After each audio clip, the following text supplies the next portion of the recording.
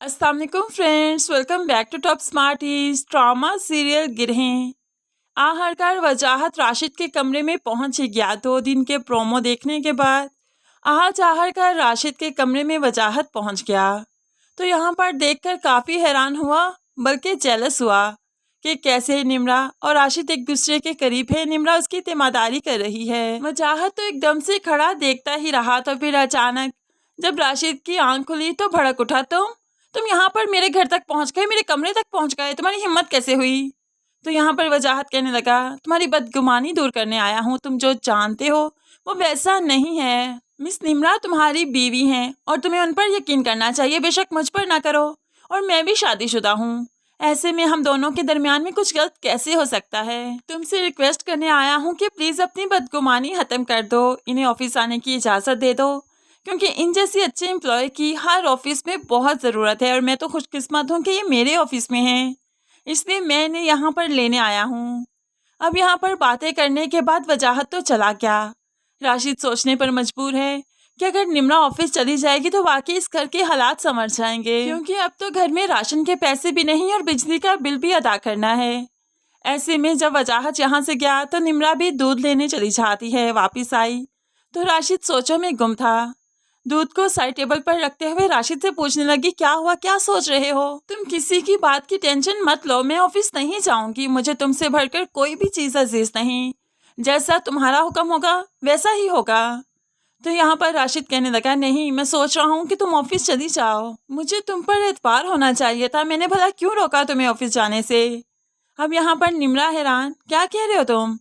निम्रा तो काफी परेशान है कि राशिद कभी नहीं चाहता था कि मैं ऑफिस जाऊं, तो आज एकदम से कैसे मान गया? निम्रा जान चुकी है कि यह सब कुछ सुरैया बेगम की वजह से हुआ, लेकिन क्यों, कैसे, ये सब कुछ बहुत से सवाल हैं उसके जहन में। इसलिए तो वो सुरैया बेगम की हरकतों पर नजर रखना शुरू हो गई ताकि तह तक पहुंच सके, ताकि कोई सबूत हो उसके हाथ में, तभी किसी से बात कर सके। सुरैया बेगम जब घर से निकली तो आज निम्रा उसका पीछा करती है। सुरैया बेगम किसी बाबे की आस्ताने तक पहुंच गई तो निम्रा उसका पीछा करते करते वहीं तक पहुंच गई।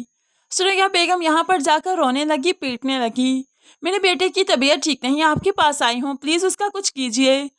तो ये बाबा भी कहने लगा, तो गलती भी तो तुमने की है, तो क्यों रो रही हो? तो अब सुरैया बेगम रोते हुए कहने लगी, वो मेरी बात नहीं मानता था, हर बात से इख्तलाफ करता था, बस इसलिए एक बार बस अमल किया उस पर, लेकिन उसकी शर्ट पर शमा गिर गई, जिसकी वजह से उसकी तबीयत काफ़ी खराब है। अब यहाँ पर निम्रा तो सुनकर दंग रह गई कि वाकई ये सब कुछ सच है, ये सब कुछ सुरैया बेगम ने किया। तो बाबा गुस्से से कह देता है, उठ जाओ, चली जाओ यहाँ से, जो गलती की है भुगतनी पड़ेगी, बहुत जल्द तुम्हारे बेटे के सामने तुम्हारी असलियत आएगी, कोई कुछ नहीं कर पाएगा, तुम कुछ नहीं कर पाओगी। अब परेशानी की आलम में सुरैया बेगम घर आ जाती है। तो यहाँ घर पर निम्रा नहीं थी। कुछ देर इंतजार करने के बाद निम्रा भी घर पर आ गई। सुरैया बेगम गेट के पास ही खड़ी थी तो गुस्से से पूछने लगी, तुम इस वक्त कहाँ गई थी? घर से बाहर, वो भी इस वक्त, कहाँ गई थी तुम? तो निम्रा भी गुस्से से ही जवाब देती है, आपका पीछा कर रही थी, आपके पीछे गई थी और आपके सारे राज मालूम हो चुके हैं मुझे। सुरैया बेगम तो दंग रह गई, पैरों तले से जमीन खिसक गई। क्या कह रही हो तुम? तुमने अच्छा नहीं किया, ये पहले भी तुमने एक बार मेरे दरवाजे के सामने खड़े होकर अच्छा नहीं किया था और मैं भूल गई थी उस बात को, इस बार भी तुमने अच्छा नहीं किया। लेकिन सुरैया बेगम क्या जाने कि अब वो निम्रा का कुछ नहीं बिगाड़ पाएगी। दूसरी तरफ जुनैद की माँ जुनैद के हाथों मजबूर सुरैया बेगम को फोन करती है कि इतने दिन हो गए, कोई भी आपकी तरफ से जवाब नहीं आया। तो सुरैया बेगम रोते हुए कहने लगी, आपको फ़ोन करना था, मेरे बेटे की तबीयत ठीक नहीं थी, इसलिए फ़ोन नहीं कर पाई। तो जुनैद की माँ तंसिया कहने लगी, तबीयत तो मेरे बेटे की भी ठीक नहीं और मालूम पड़ता है कि उस पर किसी ने कुछ किया है, लेकिन किसने और क्यों बहुत जल्द मालूम पड़ जाएगा। अब तो सुरैया बेगम एक के बाद दूसरी तरफ से टॉर्चर होने लगी है, इसलिए घबरा सी गई।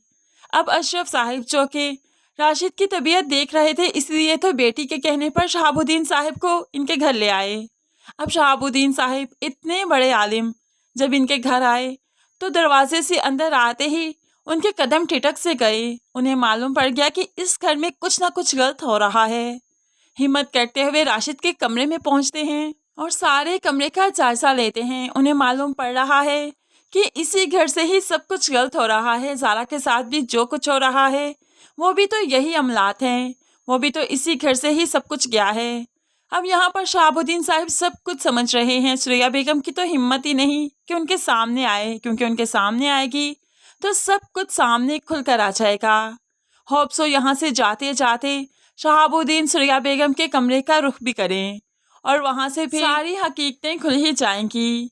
राशिद के सामने माँ की हकीकत बहुत जल्द आने वाली है, और जब औलाद के सामने अपने वालिदैन की हकीकत आ जाती है तो फिर वालिदैन चाहकर भी कुछ बुरा नहीं कर पाते, उनमें हिम्मत ही बाकी नहीं रहती, क्योंकि औलाद के सामने बुरा बनना वालिदैन को तोड़ कर रख देता है।